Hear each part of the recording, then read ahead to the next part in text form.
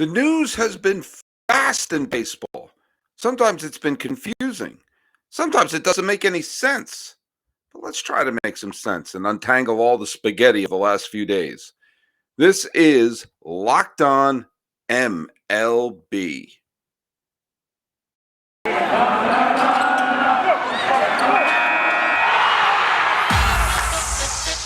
You are Locked On MLB. Your daily MLB podcast. Part of the Locked On Podcast Network. Your team every day.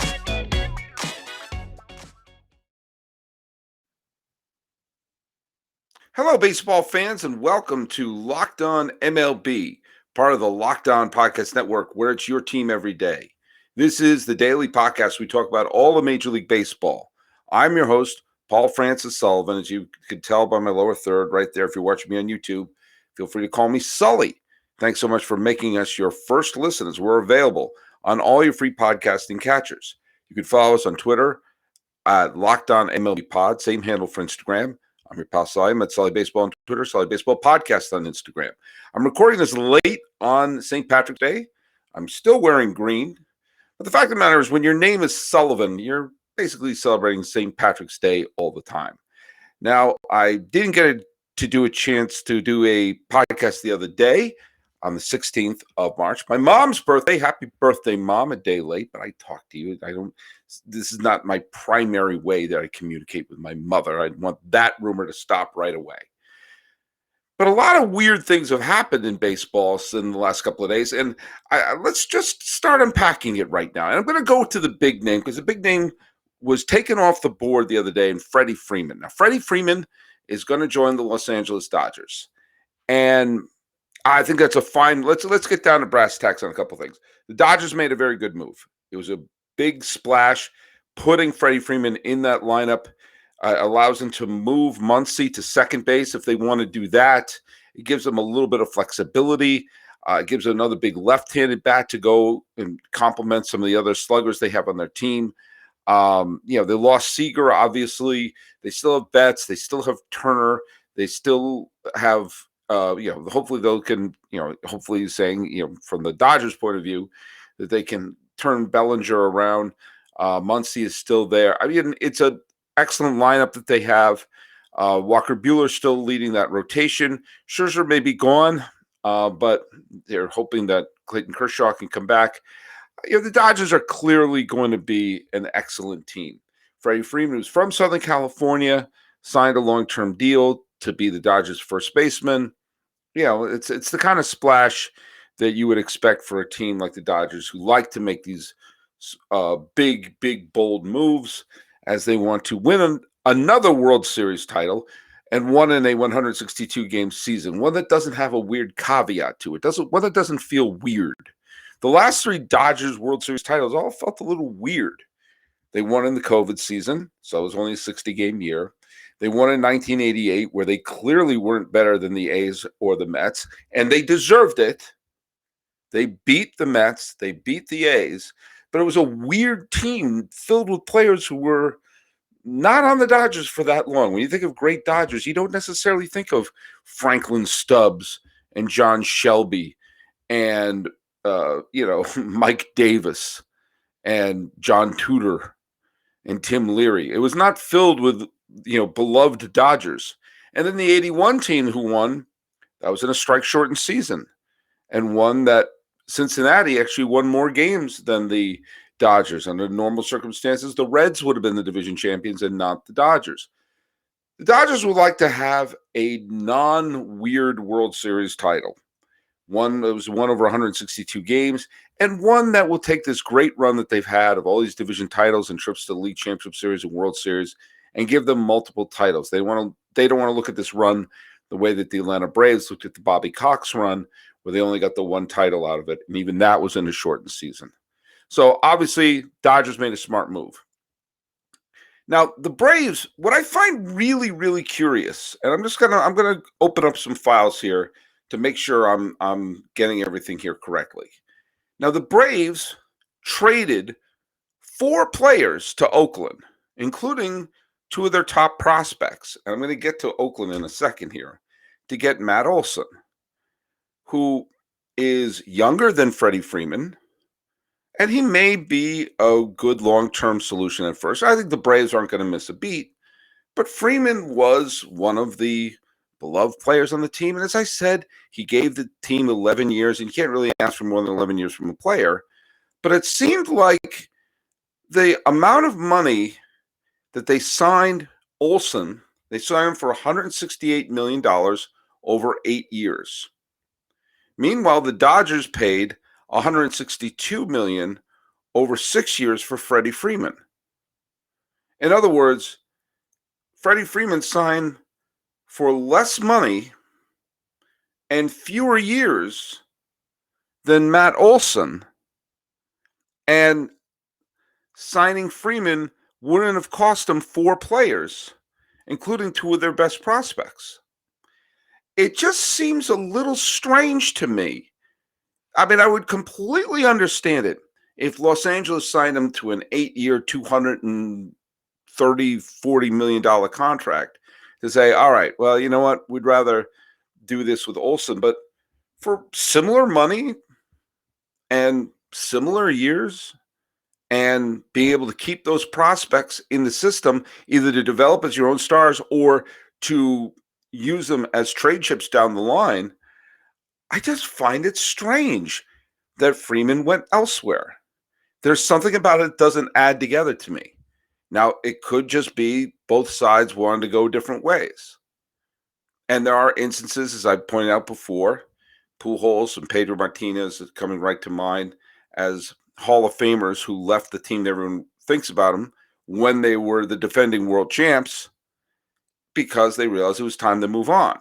And in the past, I have praised St. Louis and Boston for being, I don't know, showing, as I said, the sentimentality of Michael Corleone at the baptism when it comes down to signing players to long-term deals. Pedro Martinez wanted a 4-year deal from the Red Sox. The Red Sox offered him 2. He jumped at the 4-year deal from the Mets, and he had broken down after 2. Meanwhile, the Red Sox went on and essentially replaced him with Josh Beckett, who helped them win a World Series title while Pedro Martinez was nursing his injuries with the Mets. Albert Pujols was given a 5-year offer from St. Louis. He was offered 10 by the Angels, and the Cardinals said 10 years for a player on the wrong end of 30. Have fun in Disneyland and use that money to bring in Carlos Beltran. 2 years later, they're back in the World Series. There's something to be said about not being sentimental. The Red Sox and Cardinals, for all the old town favorite, the deep roots and everything they have in the team, are not sentimental organizations. They're willing to cut bait if it means getting back to the promised land quicker. And sometimes it's frustrating to see the likes of Nomar and Mookie Betts not being lifelong Red Sox. But the fact of the matter is they dust themselves off and both teams are back in it pretty quickly. So maybe the Braves are acting that same way. They're not going to be sentimental. The lasting image of Freddie Freeman with the Atlanta Braves is him making the final out. And they're saying they would rather have a younger Olson there and have the Dodgers pick up the declining years of Freddie Freeman. Maybe they're doing what I've praised them to do, and it's just easier to scratch your head when it's all sentimentality. It just strikes me as a little strange because what it cost to bring in the replacement for Freeman before Freeman was signed seemed to be a little bit, I don't know, caught me off guard. By the way, Rosario re-signed with the Braves, so the big hero of the National League Championship Series is going to be back. Jorge Soloer was picked up in midseason to fill in, and he became the World Series MVP. He's still unsigned, and it does look like the Braves are in a real big hurry to bring him back. If he signs elsewhere, he will join the likes of Ray Knight, the likes of Jack Morris, the likes of John Wetland, and of Hideki Matsui as people who were World Series MVPs and signed with other teams in the offseason. A strange group to be in. The other outfielder that the Braves picked up as sort of a stopgap, who became a postseason hero from last year, was Joc Pederson. Joc Pederson, a native of Palo Alto, signed a deal with his old hometown team, the San Francisco Giants, which means Joc Pederson could join a very exclusive fraternity of two, and could be the first player in the history of baseball to perform a certain feat. Now, here's a fraternity he has a chance to join. Don Baylor and Eric Hinsky. Both Don Baylor and Eric Hinsky played in the World Series 3 consecutive seasons with 3 different organizations. Don Baylor with the 1986 Red Sox, 1987 Minnesota Twins, and the 1988 Oakland A's. 3 straight years in the World Series with 3 different teams. Eric Hinsky was in the 2007 World Series with the Boston Red Sox, the 2008 World Series with the Tampa Bay Rays, and the 2009 World Series with the New York Yankees. Now, Eric Hinsky was actually in the 2010 postseason with the Atlanta Braves. He had a chance to go 4 straight years with 4 different teams, but that Braves team lost in the division series. Well, Joc Pederson was part of the 2020 world champion Los Angeles Dodgers, won another World Series ring with the Braves. If he joins the Giants and the Giants make it to the World Series, he will join Baylor and Hinsky with 3 straight World Series with 3 different teams. That's pretty cool.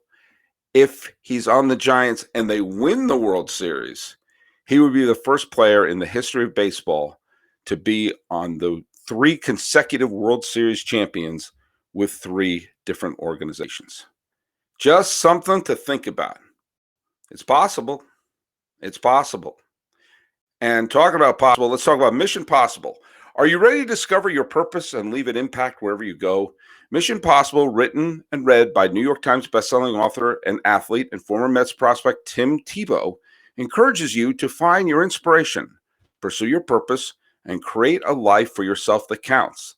Ignite a new spark in your life through this new inspirational listen. Mission Possible by Tim Tebow is available wherever audiobooks are sold. And hey, let's talk a little bit about Locked On MLB Prospects. Thanks for making Locked On MLB your first listen every day, but Locked On MLB Prospects is a great show hosted by Lindsey Crosby, who's a prospect encyclopedia, and he's going deep into the Major League Baseball stars of tomorrow. It's free and available wherever you get your podcasts. So, the Oakland A's traded Matt Olson to Atlanta, and they got 4 players in exchange for him. And that was including 2 of the Braves' best prospects and 2 other young players. Well, the other day, the A's sent Matt Chapman, their Gold Glove winning third baseman, and traded him to the Toronto Blue Jays. And the package included Gunnar Hoglund, Kevin Smith, not the director of clerks, Zach Logue, and Kirby Snead. If I mispronounce any of those names, I apologize. But like the move that they made with Atlanta, they got 2 of Toronto's best prospects. Their number 5 prospect was Smith, and their number 7 prospect was Hoglund. Oh, actually, no, I reversed that. Hoglund was their number 5.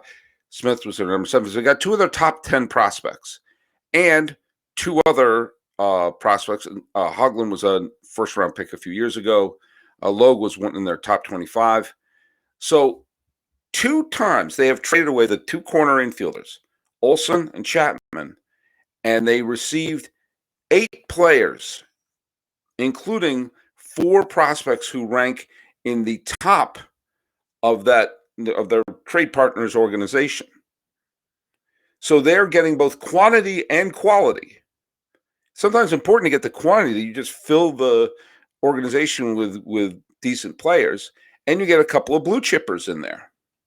In other words, what the A's are doing is not necessarily tanking. What Cincinnati is doing, they're just trading anything that isn't nailed down. This is the sort of thing that baseball should have been trying to stop with the whole work stoppage. Cincinnati is tanking. They're trading away all their interesting players. The players they're getting back are kind of questionable. It looks like they're going to continue to trade away some of their pitching.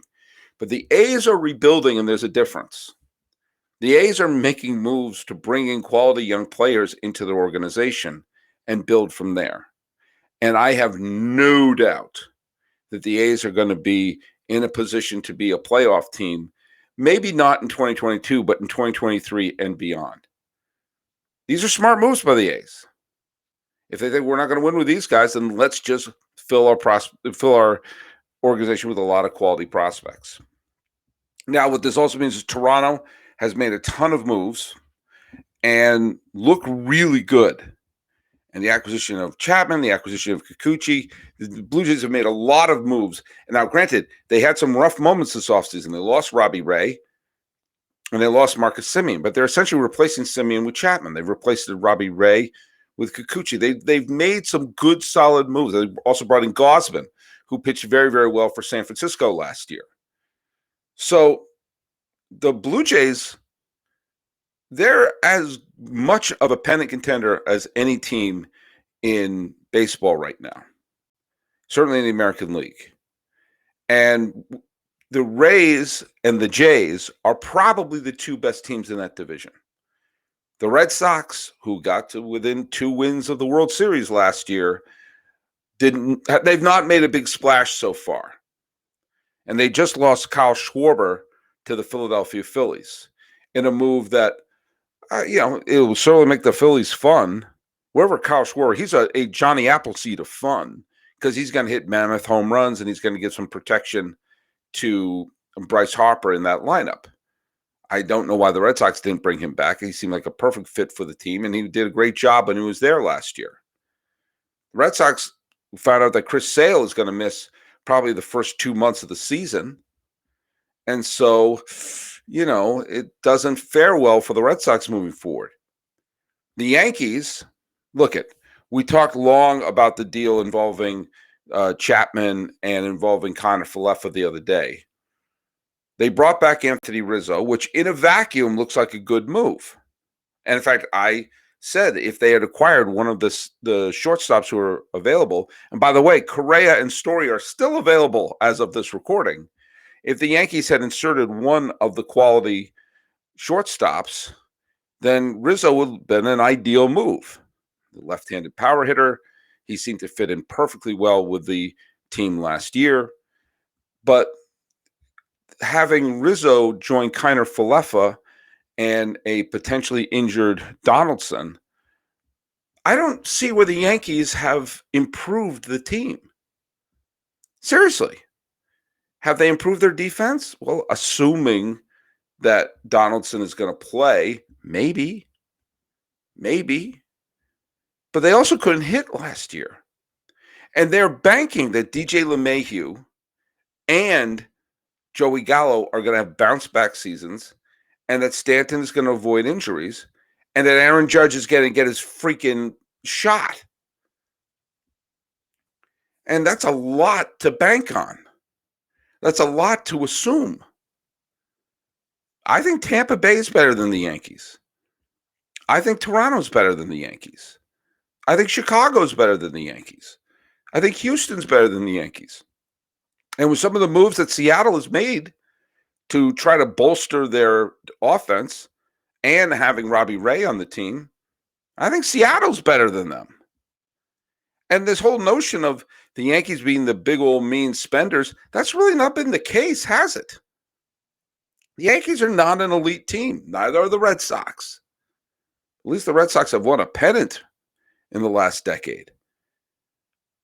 I don't understand when you've had all of these blue chip free agents in their prime.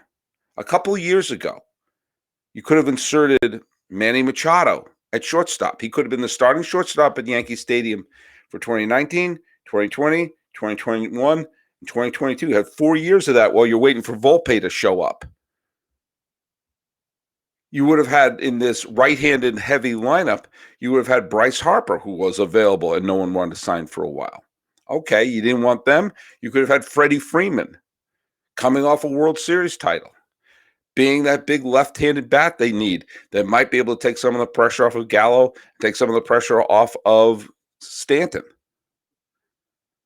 Maybe you could have had Correa or Story or Seager or Semien or bias. But instead, they've been doing the bargain basement route. And I don't see the team having improved themselves. It's strange, it's surreal, and I've not exactly been shy in saying that I'm not exactly a Yankee fan. But that being said, what's going on? Are they better? Is their pitching staff better? Is their lineup better? Seriously, who thinks this is a better Yankee team? And still, Story and Correa are still unsigned at this point. Now, I'm going to get to Story in a second because, well, the other weird acquisition that happened recently reflects my thoughts on Story. But, some of these teams have been making improvements, and the Yankees just seem to be tinkering with the engine as opposed to giving it an overhaul. And as opposed to getting the real help to have that engine run. Kind of like if you go to Rock Auto. With the ever-increasing numbers of makes and models, it's impossible for your local chain auto parts store to stock all the parts that you need.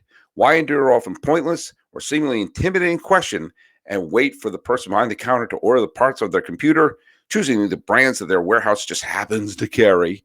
You have computers with access to rockauto.com at home and in your pocket. Save time and money when using rockauto.com. Rock Auto is a family business serving do-it-yourselfers for over 20 years. Rock Auto's prices are reliably low for every customer. So go explore their easy-to-use website today to find the solution for your auto parts needs. Was that grammatically correct? I don't know. I may need to do adjustments on my sentence structure. Go to rockauto.com right now. See all the parts available for your car or truck and write Locked On in their How Did You Hear About Us box so they know that we sent you. Amazing selection and reliably low prices. All the parts your car will ever need are at rockauto.com. All right, let's talk about the single strangest move that happened in baseball. And I want to tell you one person who I do not blame because I think that he did something that we would all do. Let's talk a little bit about Kris Bryant, okay? Kris Bryant signed a deal. Now, Kris Bryant, former MVP, still a good, solid player, was signed by, now, who was going to sign him? The Dodgers may have signed him. Cardinals may have signed him. Who else could have signed him? Seattle was kicking around. I thought maybe he'd be a nice pick to go to the Miami Marlins, who need a big hitter. Maybe he would have fit with the Red Sox. There's a lot of places he could have gone. Instead, the 30-year-old Kris Bryant signed a $182 million deal over 7 years to join the Colorado Rockies. Let's unpack this for a second. Kris Bryant, who's roughly the same age as Freddie Freeman, got more years than Freddie Freeman, and got more money than Freddie Freeman in the open market. And did anyone see this one coming?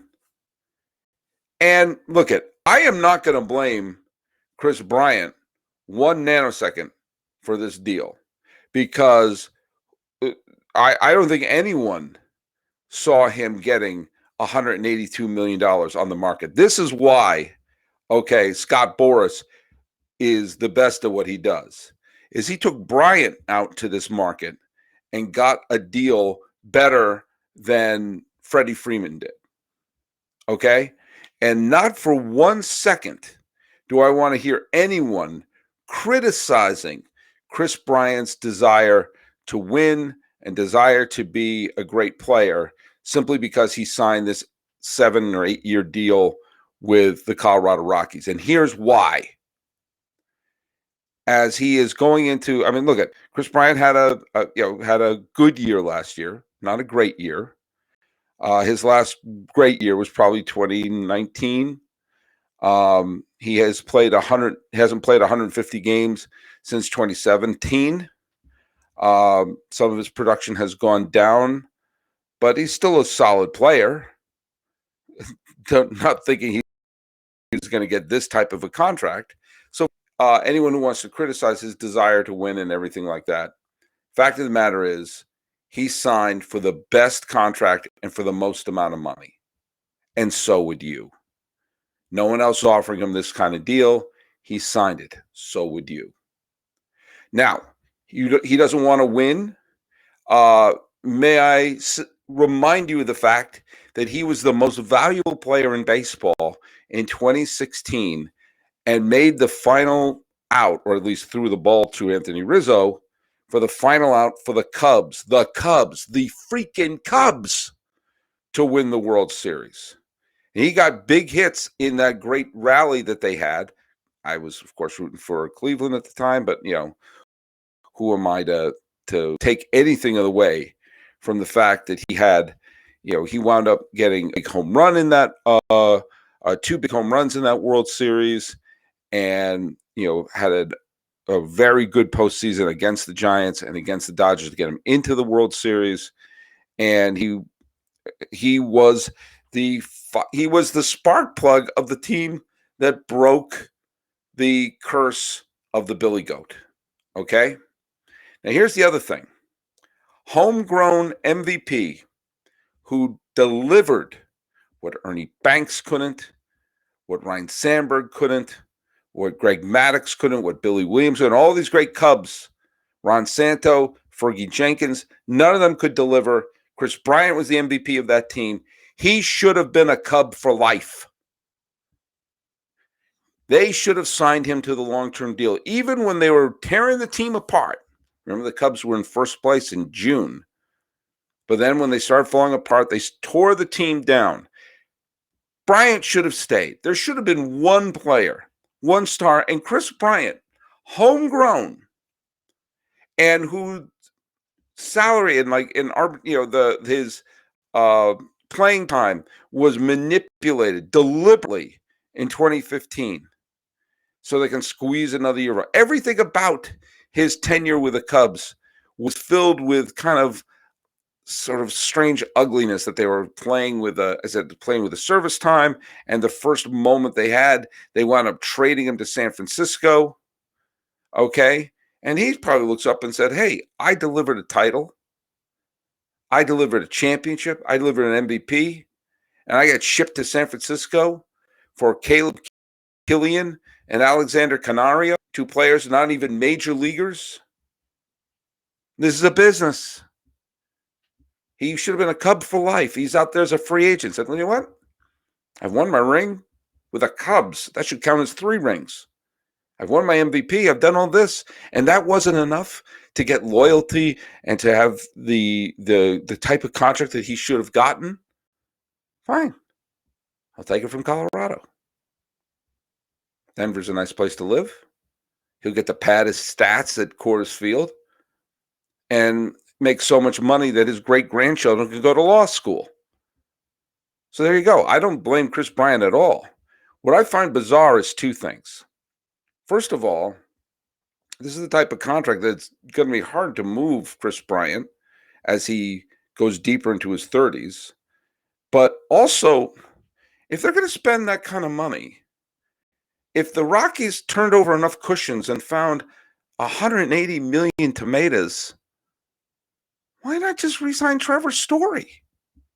If they want to get the goodwill back from the fans who seem to be angry that they re-signed Nolan Arenado to make him a Rocky for life and then wound up flipping him to St. Louis, to be able to say, hey, Trevor Story, you get to be a Rocky for life. If you're a Rocky fan, you get Trevor Story. This guy's going to be here. And when eventually things line up and the Rockies get back to the postseason like they did in 2017 and 2018, maybe Trevor Story will be there. And it'll be an instance kind of like when Todd Helton was on the team that went to the World Series, that the guy who had been there for a long time manages to celebrate on the field. Instead, they spent it on Bryant, who has no goodwill in the bank in Colorado, who fans have no connection with. If you had that kind of money lying around, bring back your guy. Think about the positivity that would bring. Instead of, if they had done that, if they found that they said, "Oh, look at that. I haven't worn this jacket since last November. I put my hand in it and there was $180 million in it." And if they found that money and they re-signed Trevor Story, I think some people may have wondered why would Story want to come back, or why was this drawn out? But we would all be able to say, all right, they wanted to keep their guy in the fold. Instead, there's this. The Rockies aren't here. They're in division with the Dodgers, the Giants, and the Padres. Now, granted, the Padres have lost Tatis for a few months because Tatis never really thought that maybe I shouldn't be riding a motorcycle now. But I digress. Rockies aren't making it in. They're not making it in as a wild card team. So I don't understand this move. I completely understand it for Bryant. He's now a multimillionaire. I would imagine that would be a fun thing to be. But what are the Rockies doing? And again, Story's still unsigned. Now, here's what I would understand. If they flipped over another cushion and they brought back Story, then you could say, oh, look at that. They're trying to put a couple of veterans on the team. But, Boras is great at what he does. If there were agents for podcasters, I'd sign Scott Boras. And maybe, just maybe, the fact that a certain smokable thing is legal in Denver may have helped in the negotiations. I like Kris Bryant. Always have. He's a very easy player to root for. And he should have been a Chicago Cub for his entire career. And maybe, just maybe, he'll be sent someplace in a weird salary dump. But this has to be one of the most confusing deals I've ever seen. If you have any clue of what the Rockies are thinking, shoot me a tweet over at Sully Baseball. But I get it for Kris Bryant. He was shown very early on, this is a business. Don't get any emotions attached to it. And he said, well, I've won my World Series. I've won my MVP. I just got paid. And I get to just hit bombs and Coors for the next 7 years. I'll take it. And I, too, am available for a similar price. But hey, there's going to be more news to talk about. And what was really fun about yesterday is there were some spring training games. And I'm not going to report on them because it's practice. But the fact of the matter is, baseball's real and baseball's back. And I'm going to keep doing these. I got a couple more podcasts lined up for this weekend and then a whole new slate coming up. So thanks so much for making us your first listen. And go check out some of the other shows in the Locked On Podcast Network, where it's your team every day, because there are fabulous shows out there covering all these events. So late on St. Patrick's Day of 2022, this is probably dropping on the 18th of March, 2022. This has been Locked On MLB. I'm your host, Paul Francis Sullivan. Please call me Sully.